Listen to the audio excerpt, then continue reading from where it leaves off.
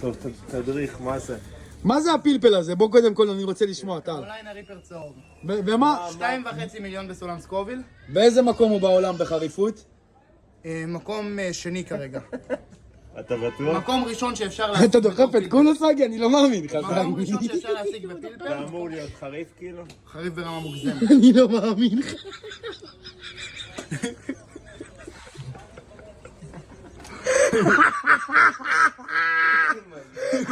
אתה משוגע! אתה משוגע! אתה משוגע! בוא תן הסבר על עוד. מה עוד? זה קרוליינה אדום.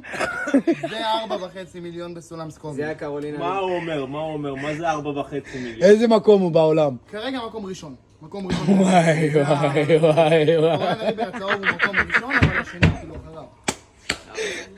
אתה משוגע סגי. אתה הכי פסיכופת שיש. בוא ניתן לך קצת מתוק אחרי זה. קצת מתוק אחרי זה, שוגר בריינס. הוא בהתחלה 20 שניות של מתיקות כמו סוכר, אחר כך דופק של חריף. סגי אתה לא עומד למות. 600,000 בסולם סקוביל, מקום 15 ב... מציע הוא ממשיך לאכול. מקום 15 מהפלפלים, זה עוד מתוק.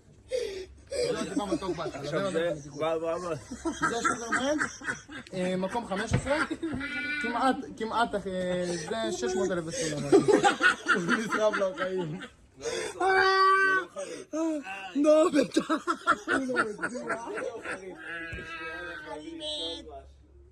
חלב, לא מים ולא שום דבר. אני מת. אני...